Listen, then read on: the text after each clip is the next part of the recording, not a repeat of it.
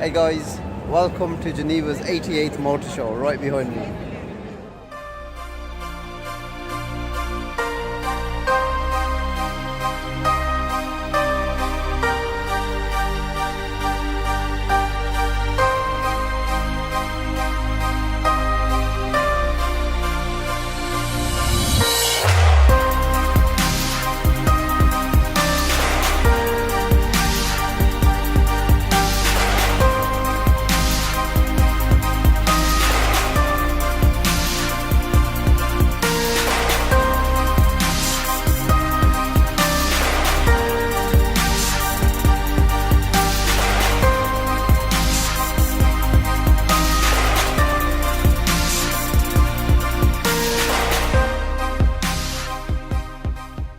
So guys, Japan is now back with their fast performance cars, and this is the return of the Supra. As you can see, it's called the GR Supra.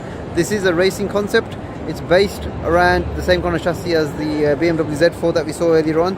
This is going to make it into production as a road going car, and it's going to have a petrol hybrid kind of a drivetrain. It just looks really immense, but obviously this is like a kind of a racing concept at the moment.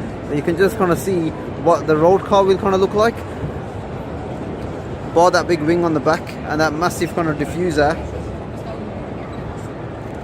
I am so kind of like excited to kind of see this car eventually on the road. I mean, the Supra went out of production probably about 20 odd years ago. This is a car that I've kind of like grown up, you know, having that kind of a name around me every time I used to see on the road, and now that it's back, I'm so excited to kind of see this car back on the road. So here's one for the Honda Civic Type R fanboys. I saw this here last year. It was quite a striking car. It's here again this year. I've obviously done quite an in-depth review of this car, so you can check that out on my channel. So this one's got like a bit of a carbon pack on it. There you go, you got a carbon wing.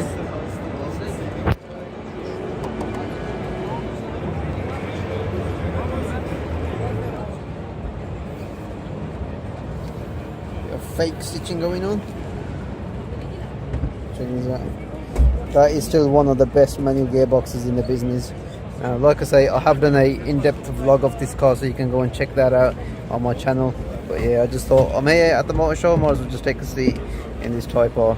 I mean, like I said, this has got the carbon pack on it by the looks of it, so this is fairly different to the one that I was driving a few months back. Infotainment system's pretty rubbish, if I'm honest. But this car's all about the drive. You have got this drive control thing here as well, which gives you a little few more options to drive, how to drive the car in different modes. There's that 2-litre turbo engine with VTEC, Earth Dreams technology. Some people are pushing out something like about 450 brake out of these once they're fully tuned out. This is the Mazda Kai Concept, which is going to be the replacement for the current Mazda 3.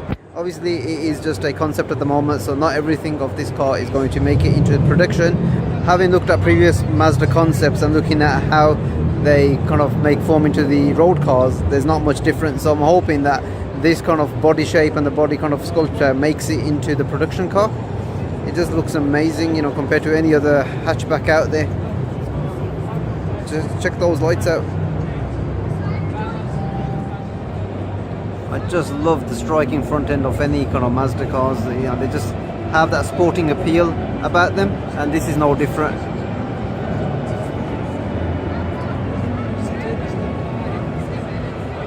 What I like about Mazda's philosophy is that they don't downgrade like their engines into like smaller capacities.